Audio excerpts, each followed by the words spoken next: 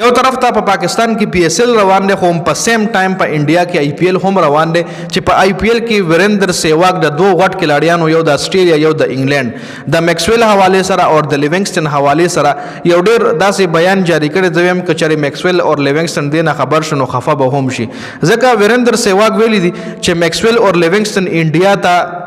چکرو د پار راځي، انډیا ته مزو د پار راځي، هغه آی پی ایل ته ټرافي ګټلو ته نه راځي، ای صرف انډیا کې خپل چټیانه مناولو ته راځي، دلته هغه مزو د پار آی پی ایل ته راځي، هغه خپل ټیم د پار ټرافي ګټلو س پلان ټرافي ګټلو س مطلب صداغه نشته دی، صرف دلته چکرو ته راغلی. دا وریندر سیواګ اوس پس خبره پس وجه باندې داسې قسم سټیټمنټ جاری کړي نو چې رضا سره د دواړو کلاړیانو د میکسویل او د لیوینګسټن تیر شوی او د دې آی پی ایل ریکارډ شریک منو تاسو بموای چې وریندر سیواګ صحیح خبره کړې ده، خو بل د وریندر سیواګ او د میکسویل 2017 داسې د یو بل سره نه لګي، هم د 2017 داسې د دواړو یو بل سره خبرې نه دي کړي، چونکې دا په یو ټیم کې پاتې شوی دي. کینګز 11 پنجاب له طرف وریندر سیواګ او میکسویل دواړو گیم کړي دي، خدای 2017 داسې وران شوی دی او 2017 داسې د یو بل سره خبرې هم نه کوي. خیر په دې باندې د ویډیو اینډ کې راځو، وړاندې خبره کو چې د میکسویل او د لیوینګسټن ریکارډ په 2024 او 2025 کې څنګه دی. نو 2024 کې لیوینګسټن چې کوم پنجاب کینګ سره گیم کولو،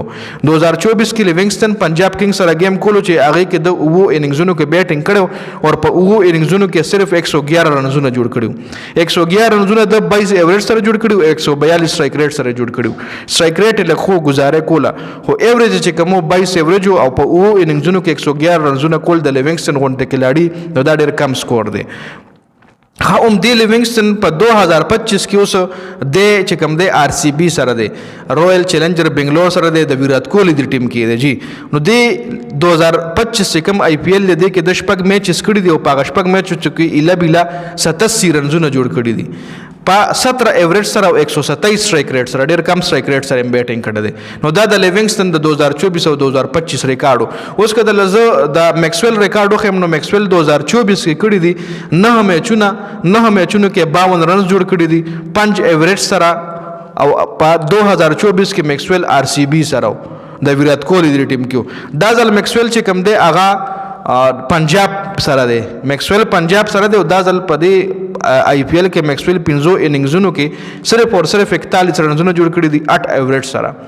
مطلب دواړه داسې کلاړیان دي چې دای کم ټیم والی نو یې د پراخله چې دا د موږ میچ وینینګ کلاړیان دي، دای به موږ ته میچ ګټي، دای به موږ ته په خپل بیټینګ باندې میچ ګټي او دواړه آل راونډران هم د سپین بالینګ هم کولای شي. نو دای چې کوم لوبډل اخري نو په دې وجه خل چې دا د موږ د ټیم به اهم کلاړیان وي، خو دای چې دا څنګه پرفارمنس د 2024 او 2025 کې نو په دې وجه ورپسې وخت دا بیان جاری کړ چې دای خو صرف انډیا ته مزو ته راځي، دای خپل ټیم د پر ټرافي ګټلو سپلان سره کوشش نه کوي، دای آی پی ایل ته صرف مزو د پار راځي. نو کوس چرې دا کلاړیان پاکستان ته راغلي وي او د پاکستان یو ایکس کرکټر داسې قسم سټیټمنټ دی حواله سره جاری کړی وي، نو هر سړی به تنقید کول چې نو په کار دا خو بلمانه دي،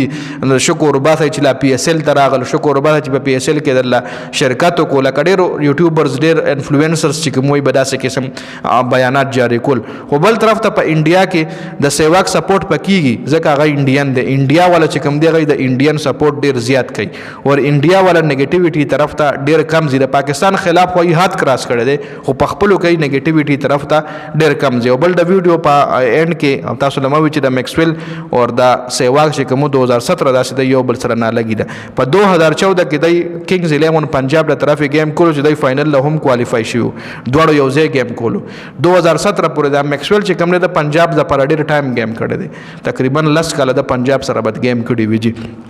خیر دا اپډیټس اوس دې حواله سره تاسو سره لري خپل قیمتي رائے موږ سره په کمنټ کې ضرور شریک کړئ.